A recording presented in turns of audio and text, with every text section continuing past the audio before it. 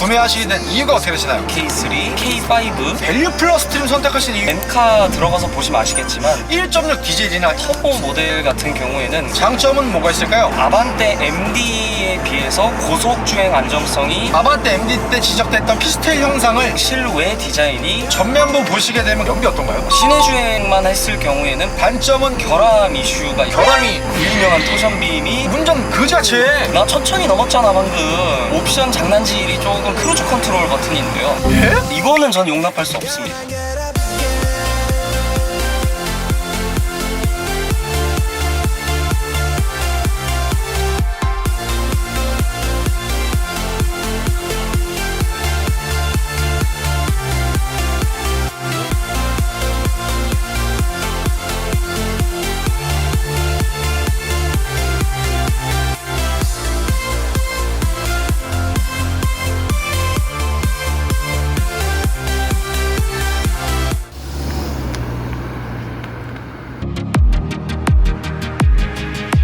형님들 안녕하세요, 현기사입니다. 통산 판매량이 1천만 대를 넘어섰을 만큼 엄청난 판매량과 역사를 자랑하고 있는 현대자동차의 베스트셀링 준중형 세단, 바로 6세대 아반떼 AD입니다. 혁신적인 디자인과 풍부한 장점을 바탕으로 아반떼 AD 구매를 고민하시는 분들이 굉장히 많으실 텐데요. 그래서 아반떼 AD 차주분을 만나러 세종특별자치시에 도착했습니다. 가볍게 자기소개 한번 부탁드릴게요. 여러분 안녕하십니까. 저는 만 21살 세종시 살고 있는 2018년식 아반떼 AD 차주입니다. 이 차량의 소개 좀 부탁드릴게요. 제 차는 2018년 3월에 출고된 아반떼 AD 1.6 가솔린 차량이고요. 트림은 밸류 플러스 트림입니다. 그리고 추가된 옵션으로는 인조가죽 시트, 8인치 순정 내비게이션, 하이패스 20 룸미러가 있습니다. 이 차량 신차로 구매하신 건가요? 아니요, 저는 중고로 구매했습니다. 구매는 언제 하신 건가요? 구매는 올해 2023년 2월 16일에 했습니다. 구매 가격은 어떻게 되나요? 차량 가격만 해서 1,000만 원 정도가 들어갔고요. 그 다음에 부대 비용까지 포함해서 1,100만 원 정도 지출하였습니다. 현재 총 주행거리는 어떻게 되나요? 현재 81,900km 정도 달리고 있고요. 이 차를 처음 가져왔을 때에는 69,000km 정도에 가져왔습니다. 그 전에 타시던 차는 어떤 차 타셨나요? 2011년식 기아 올뉴 모닝 럭셔리 등급의 차량을 중고로 구매해서 10,000km 정도 주행했습니다.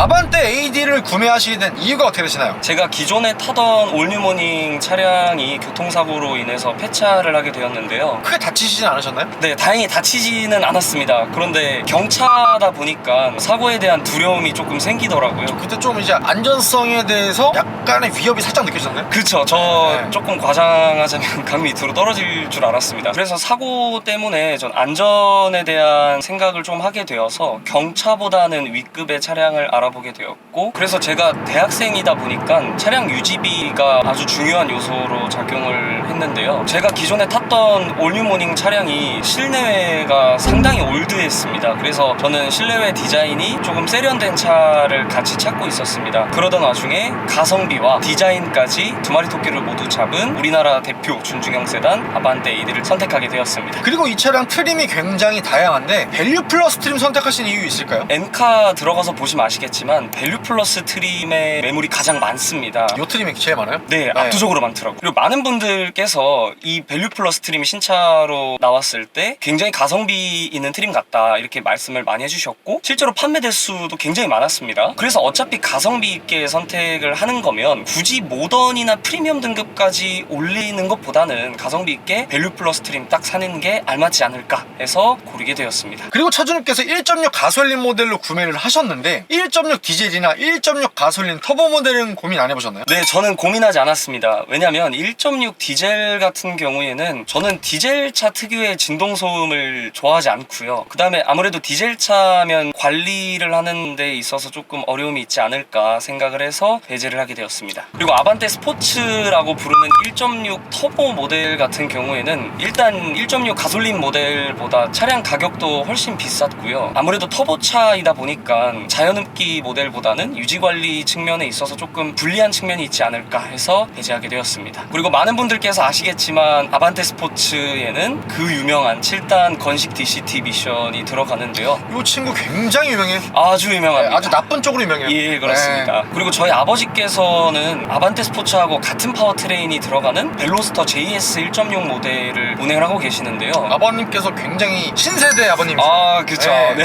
그 차도 7단 건식 DCT 미션이 들어가는데요. 현재 아버지께서 8만 킬로미터 넘게 운행을 하고 계시는데 아무 문제가 없었던 걸 보면 괜찮았으려나 하는 생각도 들었지만 아무래도 중고로 사는 거다 보니까 선택하기 조금 어려웠던 것 같습니다. 아반떼 AD와 동시에 구매를 고민했던 차량이 어떤 게 있을까요? 1세대 K3 그리고 2세대 K3, 2세대 K5 LF 소나타를 고민했습니다. 1세대 K3 같은 경우에는 상대적으로 가격이 좀 저렴하다는 장점이 있었는데요. 아반떼 MD 플랫폼으로 만들어진 차이다 보니까 조금 구형틱한 느낌이 들어서 선택지에서 빼게 됐습니다. 그리고 2세대 K3 같은 경우에는 제가 구매를 할 당시에 차량 가격이 너무 비쌌습니다. 그래서 예산에 문제가 있어서 배제를 했고요. 그 다음에 현대 LF 소나타하고 기아의 2세대 K5 같은 경우에는 중형차인데 혼자 운전하는데 굳이 중형차까지 살 이유가 있을까 하는 생각이 들어서 배제를 했습니다. 아반떼 AD의 장점은 뭐가 있을까요? 슈퍼 노말이라는 슬로건에 걸맞게 정비성이 굉장히 용이하다라는 것이 있을 것 같습니다. 아파트나 도로를 다녀보면 아반떼 AD를 하루에 한두 번 이상은 꼭 마주치게 됩니다. 죄송한데 하루에 한 40번 정도 올 수 있어요. 아, 좀 많이 마주치는 네. 것 같습니다. 그만큼 많이 팔렸다는 것은 정비성의 측면에 있어서 용이할 수밖에 없고 그만큼 많이 타는 데는 또 이유가 있을 것이라고 생각이 됩니다. 또 다른 장점으로는 아반떼 MD에 비해서 고속주행 안정성이 눈에 띄게 좋아졌다라는 점입니다. 사실 제가 아반떼 MD를 몰아본 적은 없지만 많은 오너분들께서 칭찬을 하시는 부분 중에 하나가 아반떼 MD에 비해서 하체 세팅이 많이 좋아졌고 고속주행 안정성이 상당히 좋아졌다라는 평가를 해주시고 있습니다. 과거 아반떼 MD 같은 경우는 후미 부분이 약간 꼬리 흔드는 것처럼 차체를 잡아주지 못하는 일명 피스테일 현상 문제가 굉장히 많았었거든요. 그래서 아반떼 MD 때 지적됐던 피스테일 현상을 이 아반떼 AD로 넘어오게 되면서 적극적으로 굉장히 개선을 많이 했기 때문에 아반떼 AD 차주님들께서는 많이 만족을 하신다는 평가가 있더라고요. 그리고 이 차량 실외 디자인이 마음에 드는 요소입니다. 더 뉴 아반떼 AD 삼각대라고 그러죠. 그리고 아반떼 CN7 모델하고 비교를 했을 때 가장 예쁘다까지는 아니어도 가장 무난한 디자인이지 않을까. 그래서 이 차량 전면부 보시게 되면 그 전 세대인 아반떼 MD에서 전체적으로 조금 동글동글한 느낌이었다가 이 차량 아반떼 AD로 풀체인지 되면서 날렵한 디자인의 프로젝션 헤드램프로 좀 변경이 되었고, 그리고 그릴 또한 아반떼 AD로 오게 되면서 더욱더 커지고 날렵한 디자인으로 변경이 되었기 때문에 세련된 아반떼 AD의 전면부의 디자인이 굉장히 인상 깊은 것 같아요. 그리고 측면부 보시게 되면 확실히 이 준중형 세단만의 컴팩트한 측면부 디자인을 보여주고 있는 것 같은데요. 그리고 차주님, 이 차량의 휠은 몇 인치 휠인가요? 제 차량에는 17인치 휠이 들어가 있습니다. 이 차량 기본 스타일 트림 가게 되면 15인치 스틸 휠이 들어가게 되어 있고, 모던 트림 가게 되면 16인치 휠이 들어가는데 가성비인 밸류 플러스 트림 가게 되면 이 17인치 휠로 적용이 되는 거죠. 네, 맞습니다. 근데 신기한 게 모던 트림이 밸류 플러스보다 높은데 모던 트림에는 16인치 휠이 들어가더라고요. 그렇습니다. 실제로 모던 등급이 밸류 플러스 등급보다 2단계 정도 윗등급으로 알고 있는데요. 모던 등급에서 스타일 옵션을 넣어야지만 27인치 휠을 넣어주는 것으로 알고 있습니다. 그리고 후면부 또한 둥글둥글한 느낌의 아반떼 MD에서 이 아반떼 AD로 넘어오게 되면서 전체적으로 바뀐 날렵한 디자인의 테일램프와 세련된 느낌으로 변한 전체적인 후면부의 포인트 또한 굉장히 인상 깊은 것 같아요. 그리고 또 다른 장점으로는 일상주행 영역에서는 나쁘지 않은 출력을 보여준다는 것입니다. 시속 100km 정도 아래에서는 나쁘지 않은 출력을 보여주고 있는데요. 물론 터보차나 성능이 좀 더 좋은 차량들처럼 시원시원한 가속을 보여주는 것은 아니지만 일상주행 영역에서 시내 주행이나 항속 주행을 할 경우에는 나름 나쁘지 않은 출력을 보여주는 것 같습니다. 또 다른 장점은 뭐가 있을까요? 강 기사님 타보시면 아시겠지만 이렇게 일상 주행 영역에선 상당히 차가 정숙하고 준중형 차체 대비해서는 그렇게 시끄러운 편은 아니네요. 네, 실제로 시속 80km 밑으로 주행을 하게 되면 풍절음이나 노명소음 유입되는 양이 상당히 적습니다. 그래서 실제로 두 명이서 대화를 하거나 음악을 틀어놓는다고 하면은 더더욱 정숙함이 강조될 것 같습니다. 그리고 제가 기존에 타던 2011년식 모닝 차량하고 사실 비교할 바는 아니지만 그래도 비교를 좀 해보면 정말 경차와 준중형급의 차이가 이렇게 많이 나는구나 라는 생각을 할 수 있었던 것 같습니다. 그럼 실외 디자인과 더불어서 실내 디자인도 마음에 드시나요? 엄청난 장점은 아니지만 그냥 무난하다 이렇게 생각을 하고 있습니다. 실내 센터페시아 구조가 LF 소나타하고 이제 제네시스 DH와 유사한 구조를 보여주고 있는데요. 아반떼 MD나 K3 1세대에 비교했을 때 실내 센터페시아 디자인이나 뭐 버튼의 사용감이라든지 조작감 그리고 도어 트림의 디자인이 훨씬 나아진 것 같아서 장점이라고 생각하고 있습니다. 계기판 같은 경우에는 차주님께서 기본 3.5인치 단색 LCD 클러스터가 적용이 되어 있고 그리고 단정한 디자인의 3스포크 핸들의 묵직함과 더불어서 이 차량 내비게이션 패키지 옵션이 추가가 됐기 때문에 8인치 내비게이션이 신수성이 굉장히 좋게 들어가 있고요. 그리고 전체적으로 직관성 좋은 센터페시아의 공조 조작 버튼들과 더불어서 인조가죽 시트 옵션이 추가가 되어 있기 때문에 나름의 고급감을 추가를 해주고 있는 것 같아요. 그리고 이 차량 준중형의 대명사 아반떼 AD이기 때문에 연비도 괜찮을 것 같은데 연비 어떤가요? 연비는 매우 장점이라고 할 수 있을 것 같습니다. 경차에 비해서도 압도적으로 잘 나옵니다. 시내 주행만 했을 경우에는 보통 11km에서 12km 정도의 연비를 보여주고 있고요. 고속도로에서 항속 주행만 했을 경우에는 19km,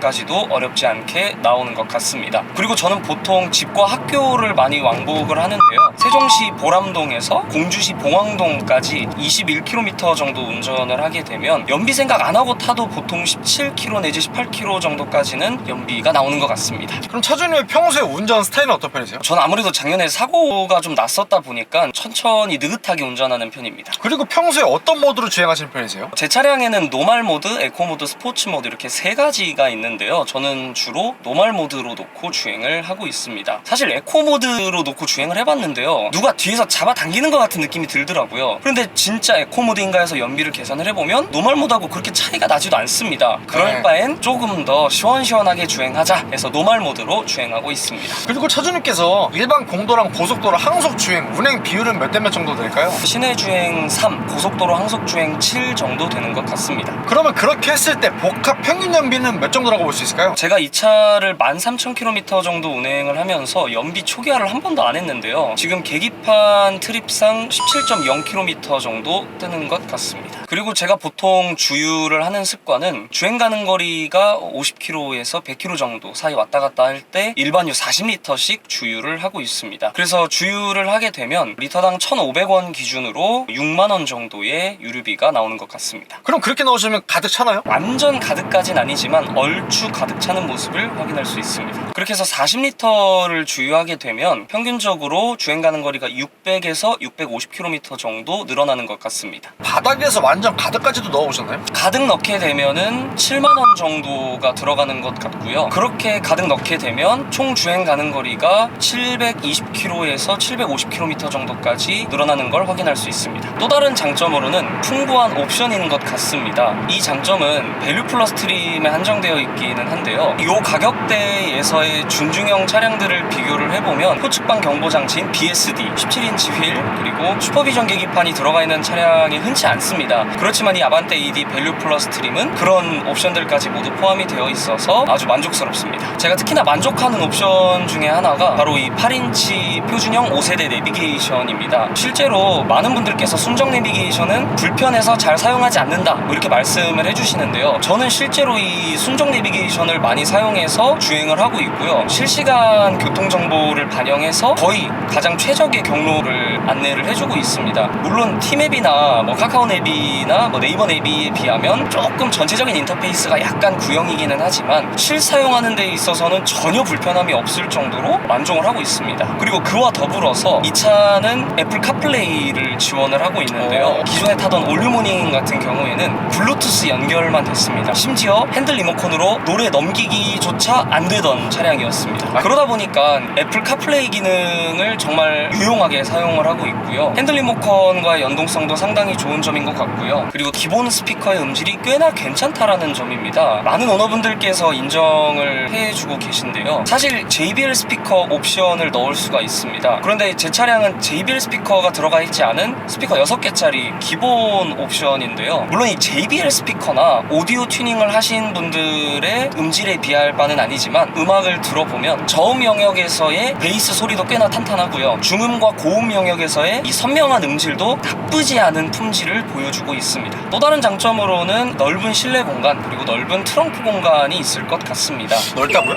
준중형 차량 치고는 이 정도면 꽤나 넓은 것 같습니다. 그래서 실제로 성인 남자 4명이서 왕복 3시간 거리에 있는 여행을 제 차로 다녀왔었는데요. 모두가 불편함 없이 잘 다녀올 수 있을 정도로 넓은 실내 공간을 보여주는 것 같습니다. 그리고 이 차량의 마지막 장점으로는 중고차 감가 측면에 있어서 상당히 유리하기 때문에 이 차량을 잠깐 타시다가 판매하실 분들께서는 이만한 대안이 없다라고 생각이 듭니다. 사실 이 차량 중고차 사업하시는 형님들께서 요 아반떼 AD 떠오자마자 팔린다는 그런 전설도 있거든요. 맞습니다. 그래서 이 차량 중고로 구매하시더라도 좀 타다가 파실 때도 큰 손해가 없기 때문에 아주 중고차 가성비로서는 아주 기가 막힌 녀석인 것 같아요.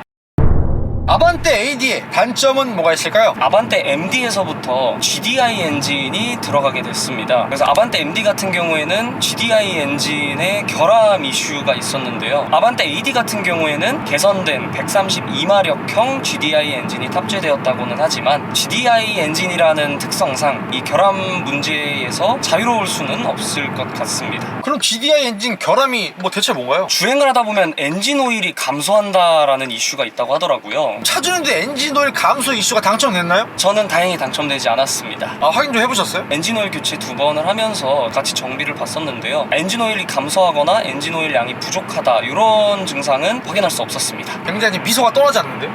정말 다행이라고 생각하고 있습니다. 예. 또 다른 단점은 뭐가 있을까요? 후륜 서스펜션에 토션빔이 들어가 있습니다. 아하! 그렇습니다. 요 얘기 빼놓을 수 없어요. 그 유명한 토션빔이 예. 장착되어 있습니다. 아반떼 스포츠 같은 경우에는 멀티링크 서스펜션이 들어가 있어서 뒷자리 승차감도 어느 정도 잡을 수가 있는데요. 제 차량 같은 경우에는 후륜 서스펜션으로 토션빔이 장착되어 있기 때문에 뒷자리 승차감은 단점이지 않을까 하는 생각을 하고 있습니다. 실제로 뒤에 친구분들 태우셨을 때 어떤 의견들이 있나요? 방지턱을 정말 살짝 넘었음에도 불구하고 이렇게 방지턱을 세게 넘냐 이런 식의 얘기를 조금 해주더라고요. 친구! 아니 왜 이렇게 운전 그지같이 해?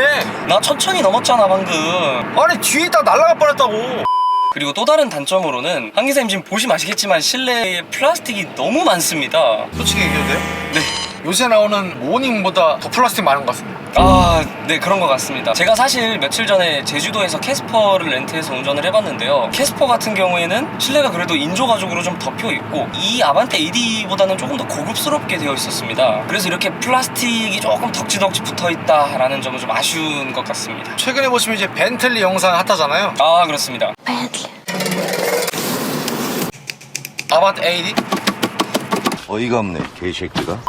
또 다른 단점은 뭐가 있을까요? 일상 주행 영역에서는 사실 주행에 큰 문제가 없는데요. 아무래도 자연흡기 엔진이다 보니까 가파른 경사길이나 아니면 고속 주행 혹은 스포티한 주행을 하게 될 경우에는 아무래도 출력이 조금 부족하지 않나. 이 차량 132마력의 16.4토크거든요. 그렇기 때문에 어쩔 수 없는 출력의 아쉬움이 느껴지는 거죠. 그렇습니다. 또 다른 단점으로는 이 차량 악셀을 쭉 밟고 주행을 하다가 탄력 주행을 하기 위해서 악셀에서 발을 떼게 되면 다운시프트가 되게 되면서 엔진 브레이크가 걸리게 되는데요. 이때 그 엔진 브레이크가 너무 강하게 걸립니다. 그래서 실제로 제 차를 타는 많은 분들께서 얘기를 해주시는 게 너 왜 주행하다 갑자기 브레이크를 밟냐, 앞에 차 없지 않냐, 이런 얘기들을 하시더라고요. 그래서 이 엔진 브레이크가 조금 강하게 걸린다라는 것은 단점일 것 같습니다. 그리고 이 차량 조금 아쉬운 게 옵션 장난질이 조금 들어가 있는 것 같아서 그 부분이 조금 아쉽습니다. 죄송한데 현대차는 그 맛에 타는 거 아닌가요? 뭐 그렇긴 하지만 실 오너 입장에서는 참 아쉽지 않을 수가 없습니다. 어떤 장난질이에요? 첫 번째는 인조 가죽 핸들이 들어가 있지 않습니다. 바로 우레탄 핸들이 들어가 있는데요. 주행을 하다 보면 상당히 미끄럽고 그립감도 좋지 않아서 핸들 커버를 씌워서 사용을 하고 있습니다. 그리고 이 차량 가죽 핸들이 들어가 있지 않기 때문에 핸들 열선 안 되는 것 역시 단점으로 작용할 수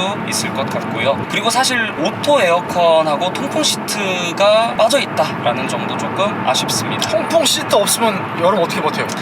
에어컨을 켜도 이에 땀이 차는 게 참 어쩔 수가 없는 것 같습니다. 그리고 이건 조금 치사하다라는 생각을 했는데요. 버튼 가지고도 장난질을 해놓은 게 좀 있습니다. 밸류 플러스 트림의 핸들 리모컨을 보시게 되면 오른쪽 핸들 리모컨에 버튼이 하나가 빠져있는 걸 볼 수가 있습니다. 이게 바로 크루즈 컨트롤 버튼인데요. 실제로는 이 핸들 리모컨만 바꿔서 안에 들어가 있는 배선만 연결을 하게 되면 크루즈 컨트롤이 작동한다고 합니다. 그래서 어차피 배선이 들어가 있는 거면 그냥 핸들 리모컨 달아주면 되는 게 아닌가, 이런 아쉬움이 조금 남고요. 그리고 이 차량 운전석 파워 윈도우가 오토 다운밖에 되지 않습니다. 사실 제 차량 같은 경우에는 하이패스가 들어가 있기 때문에 상관은 없는데요. 표를 끊어서 고속도로를 다니시는 분들께서는 통행권을 뽑으시고 혹은 요금을 지불하시고 창문을 계속 올리고 있어야 된다라는 점이 단점인 것 같습니다. 운전석 윈도우를 내렸어요. 자동으로 내려가요. 네, 오토 다운입니다. 오케이. 네. 다시 올려요. 그거는 수동이에요? 수동입니다. 아니 이거는 최근에 나와주셨던 더뉴 아반떼 AD 차주님께서도 똑같은 단점 말씀하셨거든요. 페이스리프트 전이나 후이나 똑같은 거네요. 그렇습니다. 네. 제가 진짜 아쉬운 게 뭐냐면 제가 기존에 탔던 2011년식 기아 올리모닝 차량에서도 오토 다운, 오토 업까지 됐습니다.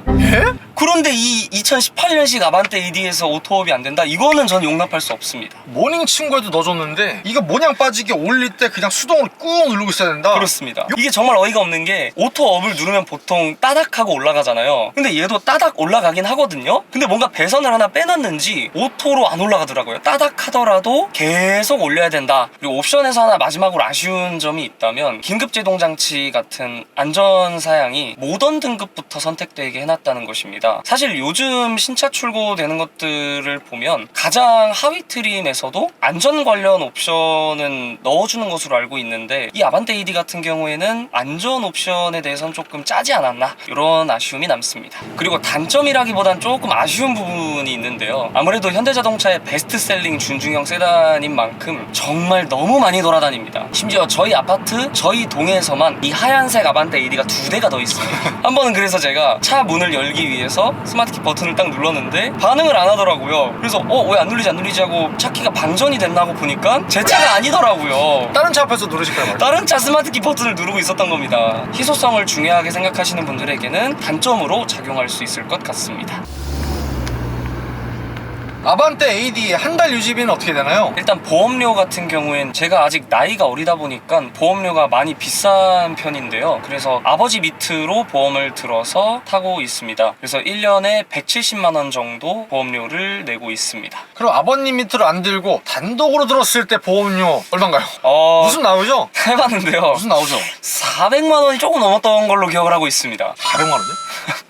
차주님께서 아직 만 21세시기 때문에 그렇습니다. 이거 뭐 보험료 400 나오는 거 이해돼요. 그리고 자동차세는 1년에 20만 원 조금 넘게 내고 있습니다. 그리고 기름값 같은 경우에는 제가 일반 공도 주행 3, 고속도로 항속 주행 7로 주행을 하고 있는데요. 그렇게 주행을 했을 때 복합 평균 연비는 17km 정도로 나오고 있습니다. 그리고 제가 주유를 하는 습관은 주행 가는 거리가 50에서 100km 정도 남았을 때 40리터 정도씩 주유를 하고 있는데요. 리터당 1,500원 기준으로 40리터를 주유하면 6만원 정도의 기름이 거의 가득 들어가는 것 같습니다. 그렇게 가득 주유를 하면 총 주행 가는 거리가 700에서 750km 정도 왔다 갔다 하는 것 같은데요. 저 같은 경우에는 한 달에 1,200에서 1,300km 정도 주행을 하고 있는데요. 그래서 보통 40리터씩 2번 정도 주유를 하게 됩니다. 그렇게 됐을 때에는 한 달에 유류비로 약 12만원 정도를 지출하는 것 같고요. 조금 많이 탄다 싶으면 15만원 정도까지 지출하는 것 같습니다. 그리고 엔진오일 같은 경우엔 저는 7,000km마다 한 번씩 교환을 해주고 있는데요. 저는 블루엔즈를 가지는 않고 집 주변에 있는 공업사에서